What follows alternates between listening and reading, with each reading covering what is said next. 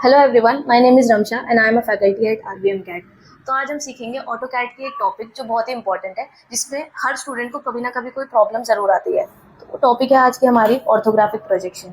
Orthographic projection में basically होता क्या है, आप एक ऑब्जेक्ट बनाते हो जब, तो उसमें आप उसको सामने से कैसे देख रहे हो, साइड से कैसे देख रहे हो, फ्रंट से कैसा दिख रहा है, तो उसके व्यूज बनाने पड़ते हैं। पहले किसी भी ऑब्जेक्ट को पहले प्रोडक्शन से पहले उसका ड्राफ्ट प्रिपेयर करना पड़ता है। वही ड्राफ्ट में आप बताते हो कि वो साइड से कैसा दिख रहा है, फ्रंट से कैसा दिख रहा है और टॉप से कैसा दिख रहा है। यही जो व्यूज आप बनाते हो पेज पे, उसे हम बोलते हैं ऑर्थोग्राफिक प्रोजेक्शन।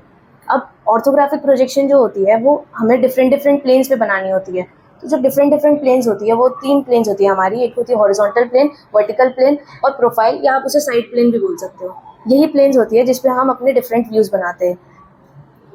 अब जो हमारा फ्रंट व्यू होता है वो हमारी वर्टिकल प्लेन पे प्रोजेक्ट होता है, टॉप व्यू वैसे ही हॉरिजॉन्टल प्लेन पे और साइड व्यू प्रोफाइल प्लेन पे। नॉर्मली तो हमारे पास दो टाइप की प्लेन होती है, एक तो प्रिंसिपल प्लेन, दूसरी होती है ऑक्सिलरी प्लेन। अब प्रिंसिपल प्लेन के अंडर आती है हमारी हॉरिजॉन्टल और वर्टिकल प्लेन जो हमारी यूज आती है, और ऑक्सिलरी प्लेन के अंदर तीन टाइप की होती है। एक तो होती है auxiliary vertical plane, auxiliary inclined plane, और तीसरी होती है जो हमारी यूज आती है प्रोफाइल प्लेन। अगर आप फर्स्ट एंगल से देखोगे या कोई भी एंगल से देखोगे तो ये प्लेन्स आपको एक दूसरे के परपेंडिकुलर नहीं दिखेगी। ये प्लेन्स एक दूसरे से कनेक्टेड होगी एक बॉक्स शेप में। तो इन प्लेन्स को ही परपेंडिकुलर करने के लिए हमें कुछ स्टेप फॉलो करना पड़ता है। वो स्टेप ये है कि हमने वर्टिकल प्लेन को फिक्स कर दिया, और हमने जो हॉरिजॉन्टल प्लेन है उसको डाउनवर्ड 90 डिग्री पे घुमा लिया, और जो साइड प्लेन है उसको राइट साइड में 90 डिग्री पे घुमा लिया। अब जो हमारी प्लेन्स है वो हमारे नेकेड आई के व्यू से वो परपेंडिकुलर हो गई है। अब आप इस पर ड्राइंग करोगे। अब ऑर्थोग्राफिक प्रोजेक्शन की जो ड्राइंग्स होती है वो हमारे दो टाइप ऑफ प्रोजेक्शंस में होती है। पहली तो होती है हमारी फर्स्ट एंगल प्रोजेक्शन, और वैसे ही हमारी दूसरी होती है थर्ड एंगल प्रोजेक्शन। अब फर्स्ट एंगल प्रोजेक्शन में क्या होता है, फर्स्ट एंगल प्रोजेक्शन में जो हमारा ऑब्जेक्ट होता है वो फर्स्ट क्वाड्रेंट में रखा जाता है, और थर्ड एंगल प्रोजेक्शन में वही ऑब्जेक्ट थर्ड क्वाड्रेंट में रखा जाता है। अब इनमें डिफरेंस क्या है, इनमें डिफरेंस ये है कि फर्स्ट एंगल में ऑब्जेक्ट जो होता है वो प्लेन और ऑब्जर्वर के बीच में होता है, बट थर्ड एंगल में जो प्लेन होती है वो ऑब्जेक्ट और ऑब्जर्वर के बीच में होती है। तो इससे जो हमारा व्यूज अरेंजमेंट होता है वो स्लाइटली डिफरेंट हो जाता है, या हम ऐसे भी बोल सकते हैं कि वो पूरा उल्टा हो जाता है एक दूसरे से। नीचे आपको दिख रहे होंगे जो सिंबल्स है, ये इंडिकेट करता है कि आप फर्स्ट एंगल प्रोजेक्शन में ड्राइंग बना रहे हो या थर्ड एंगल प्रोजेक्शन में ड्राइंग बना रहे हो। अब फर्स्ट एंगल प्रोजेक्शन और थर्ड एंगल प्रोजेक्शन, जैसे कि मैंने बताया था, फर्स्ट क्वाड्रेंट में रखा हुआ है और थर्ड एंगल में थर्ड क्वाड्रेंट में रखा हुआ है। अब मोस्टली क्वेश्चंस ये आते हैं कि सेकंड क्वाड्रेंट में और फोर्थ क्वाड्रेंट में ड्राइंग क्यों नहीं बनाई जाती है, उसमें व्यूज़ क्यों नहीं बनाए जाते। तो इसमें इसलिए नहीं बनाए जाते हैं क्योंकि उसमें जो व्यूज़ होते हैं वो एक दूसरे से ओवरलैप कर जाते हैं। अगर ओवरलैप कर जाएंगे तो आप कैसे इंडिकेट करोगे, कैसे बताओगे आप। इसीलिए हम जो यूज़ करते हैं वो होता है फर्स्ट एंगल प्रोजेक्शन और थर्ड एंगल प्रोजेक्शन। अब जो व्यूज हम होते हैं, मैंने क्या कहा था आपसे कि जो व्यूज होते हैं वो स्लाइटली डिफरेंट होते हैं, तो वो आपको दिख रहा होगा। अब जैसे कि आप फर्स्ट एंगल प्रोजेक्शन में देख रहे हो तो जो हमारा फ्रंट व्यू है वो हमारे फर्स्ट क्वाड्रेंट में ही है, और उसके लेफ्ट साइड में जो है वो उसका राइट साइड व्यू है, और टॉप बॉटम में उसका टॉप व्यू है। वैसे ही थर्ड एंगल प्रोजेक्शन में इसका ऑपोजिट है। तो अब जो आपको ऑब्जेक्ट दिख रहा है, अब हम इसी ऑब्जेक्ट के डिफरेंट व्यूज बनाएंगे कि ये फ्रंट से कैसा दिख रहा है, साइड से कैसा दिख रहा है और टॉप से कैसा दिख रहा है। तो चलते हैं ऑटोकैड पे। अब ये व्यूज़ बनाने के लिए पहले तो हमें चाहिए होगी हमारी हॉरिजॉन्टल प्लेन, वर्टिकल प्लेन और प्रोफाइल प्लेन। तो वो प्लेन हम इस तरीके से, हमने एक रेफरेंस प्लेन बना रखी है। अब हम यहीं से डायमेंशंस लेके हम उसकी प्रोजेक्शन करेंगे। अब जब आप फ्रंट व्यू से देख रहे हो तो आपको ये 100 वाली डायमेंशन और ये 44 वाली डायमेंशन ये देखने को मिलेगी। तो पहले हम यही बना लेते हैं। F8 ऑन कर लिया हमने, तो हमें 44 की लाइन बना ली हमने। यहाँ पे जो जा रहा है राइट में वो है 100। जो उसकी थिकनेस है वो हमें नहीं दे रखी है, तो वो हमें कैलकुलेट करनी पड़ेगी।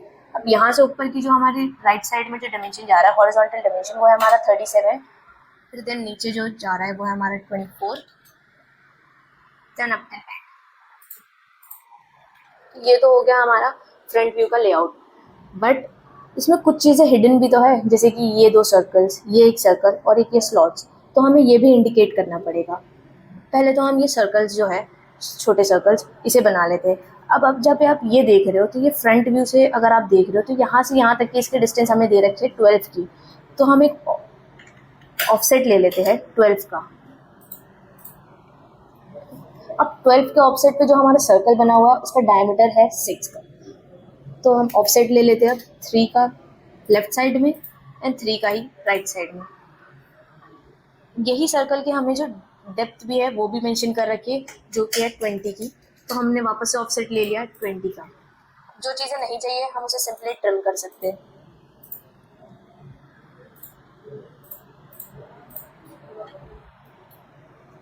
ये तो हो गया हमारा सर्कल।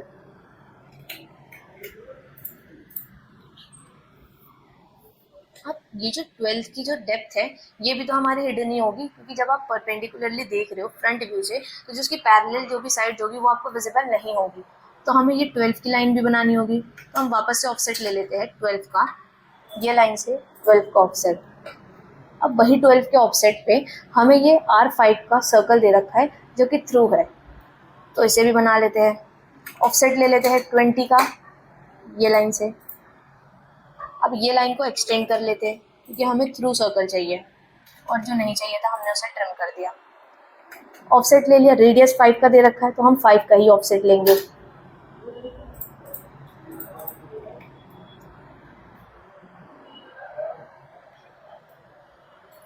अब नीचे से कुछ 6 की कटिंग दे रखी है, वो कटिंग भी थ्रू है, तो हम ऑफसेट ले लेते हैं 6 का नीचे से।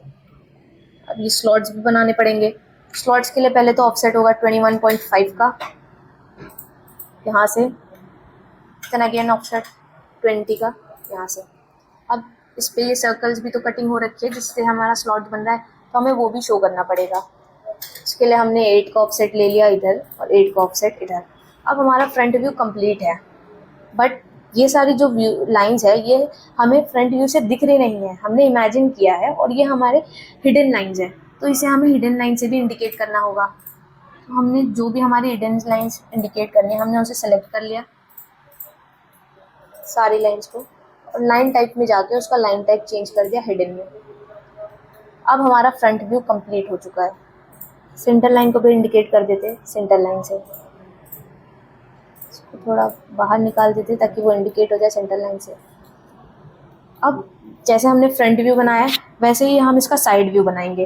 अब साइड व्यू बनाने के लिए हमारी जो फ्रंट व्यू की प्रोजेक्शन है हम उसका यूज़ कर सकते हैं। हमने फ्रंट व्यू से थोड़ी प्रोजेक्शंस ले लिए। अब साइड से अगर आप देख रहे हो तो इसकी जो ओवरऑल थिकनेस है वो है 62 की, तो हम साइड व्यू पे एक लाइन बना लेते हैं 62 की। हाइट तो हमें दे ही रखी है, 62 की हमने यहाँ लाइन बना ली, इसे ज्वाइन कर दिया। इन दोनों लाइंस को हमने सिर्फ रेफरेंस के लिए बनाया था, तो इसे आप डिलीट कर सकते हो। ये तो हो गया हमारा सिर्फ लेआउट। अब इसके अंदर कुछ एडिटिंग करनी है। ये जो थिकनेस है आपको साइड से भी यही दिखेगी, तो हम एक सेंटर लाइन बना लेते हैं पहले 6 की हाइट की। देन हमें इसका ऑफसेट 25 इधर 25 उधर, क्योंकि ये जो हमारी कटिंग दे रखी है ये दे रखी है 50 की, तो हमने ऑफसेट ले लिया 25 का left side and right side. Then ये दोनों पॉइंट्स को जॉइन कर दिया है, फिर डिलीट कर देते हैं, और जो चीज़ नहीं चाहिए उसे ट्रिम कर दी हमने। अब आपको ये वाली भी जो लाइन है ये भी तो आपको साइड व्यू में दिखेगी ही, तो इसे भी हमने बना लिया।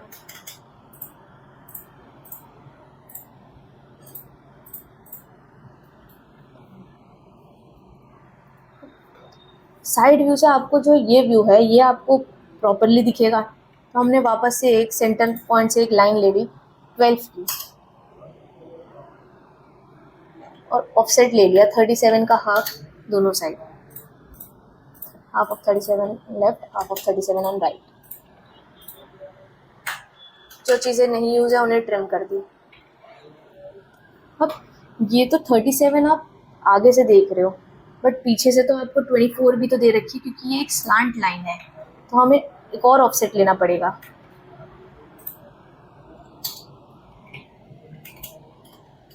24 का आधा, 12 इधर एंड 12 इधर।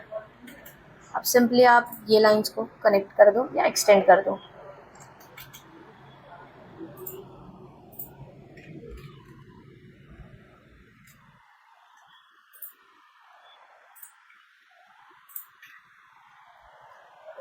सेम ये जो आपको फ्रंट व्यू में हिडन थी, तो ये साइड व्यू से भी आपकी हिडन ही होगी। तो हम इसे भी बना लेते हैं। बट अब जो हमें ऑफसेट लेना है वो है 9 का। ऑफसेट ले लिया हमने 9 का, इस डायरेक्शन से भी और इस डायरेक्शन से भी। अब 6 का डायमीटर है तो सेम प्रोसेस 3 का ऑफसेट ले लेंगे। 3 का ऑफसेट इधर, 3 का ऑफसेट इधर, सेम इसमें भी आप यही कर लोगे। 20 की डेप्थ की लाइन है, या तो आप ऑफसेट ले लो या तो इसे प्रोजेक्ट करके सिंपली इधर ले आओ।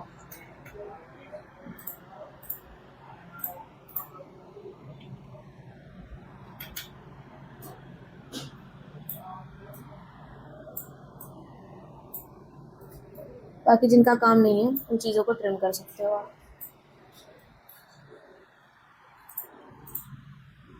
ये लाइन्स हमारी सिर्फ रेफरेंस के लिए थी, ऑफसेट बनाने के लिए थी, तो इन्हें हमने डिलीट कर दी। अब ये पार्ट आपको साइड से भी तो हिडन ही होगा, तो हम सिंपली इसे हिडन लाइन से इंडिकेट कर देंगे। अब ये वाला जो सर्कल है और ये स्लॉट है, ये भी तो साइड से आपको हिडन ही दिखेगा, तो हम ये स्लॉट्स भी प्रिपेयर कर लेते हैं। हमने एक सेंटर लाइन ले ली। R5 का सर्कल है तो ऑफसेट भी 5 का ही होगा। 5 का इधर, 5 का इधर।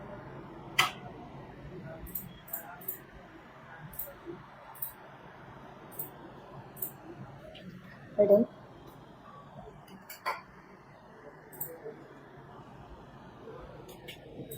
ये जो स्लॉट बना है ये इस 20 वाली लाइन पे बना है, तो इसे हम 20 वाली लाइन पे हमने एक स्लॉट के लिए रेफरेंस लाइन बना ली। अब इसे ऑफसेट कर लेते हैं 8।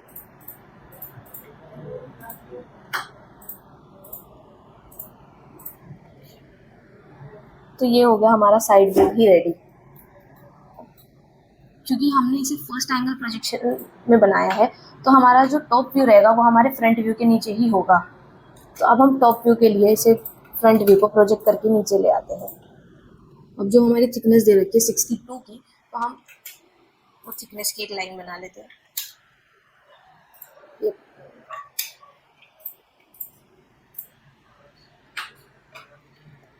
जो भी लाइंस ऊपर से प्रोजेक्ट होगी वो सारी हम प्रोजेक्ट करके नीचे ले आते हैं।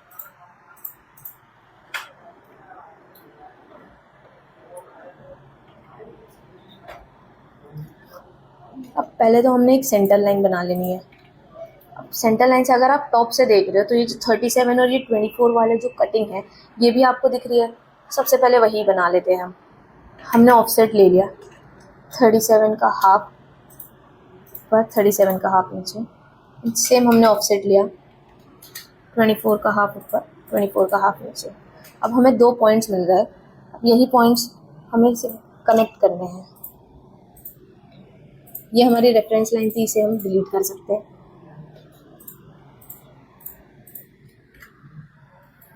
कुछ ऐसा ही दिखेगा हमें टॉप से।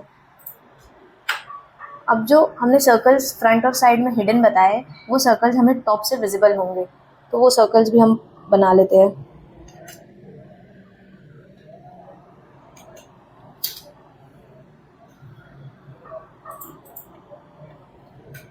ये है ऑफसेट 9 का। हमारे पास 2 सेंटर पॉइंट्स आ गए। ये सेंटर पॉइंट पे हम सर्कल बना लेंगे जिसका रेडियस है 3। यही सर्कल को आप कॉपी कर सकते हो नीचे डायरेक्ट सेंटर पॉइंट से, और रेफरेंस लाइन को डिलीट कर सकते हो। सेम हमारे सेंटर में भी एक सर्कल है जिसकी यहाँ से डिस्टेंस जो दे रखी है वो है 20 की। इसके ऊपर हम एक सर्कल बना लेंगे 5 के रेडियस का।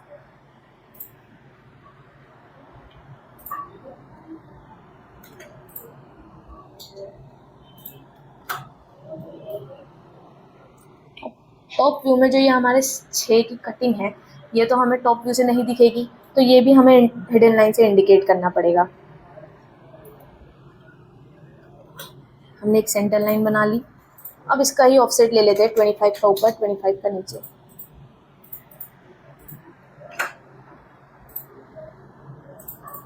जो लाइंस आपको हिडन करनी है वो सिलेक्ट करके लाइन टाइप में जाके उसे हिडन सिलेक्ट कर लीजिए। लास्ट चीज़ जो हमारी बची है वो बची है हमारा ये स्लॉट बनाना। स्लॉट बना लेते हैं। हमने सेंटर लाइन से जो उसकी डिस्टेंस दे रखी है वो ले ली। अब ये डिस्टेंस पे हमारा एक सर्कल बनेगा जिसका रेडियस होगा 8 का। यही सर्कल को आप कॉपी कर सकते हो क्योंकि आपको एक स्लॉट शेप बनाना है। जितना डिस्टेंस दे रखा है आप उतने डिस्टेंस पे इसे कॉपी कर लो। सर्कल के क्वाड्रेंट टू क्वाड्रेंट पॉइंट्स अगर आप जोड़ दोगे और आपने सर्कल के बीच के पार्ट को ट्रिम कर दिया तो ये एक ऐसा स्लॉट बन जाएगा। ये हो गए हमारे फर्स्ट एंगल प्रोजेक्शन हमारी प्रिपेयर हो गई है। अब सिंपली आप इसे डायमेंशन दे सकते हो।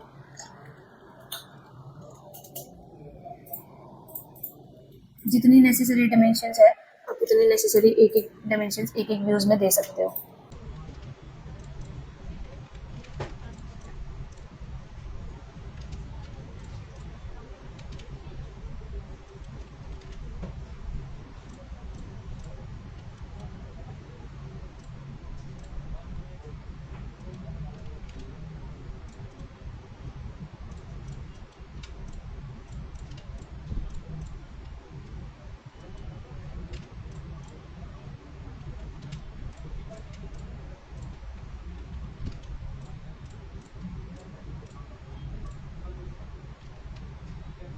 तो अब हमारा प्रोजेक्ट कंप्लीट हो गया है।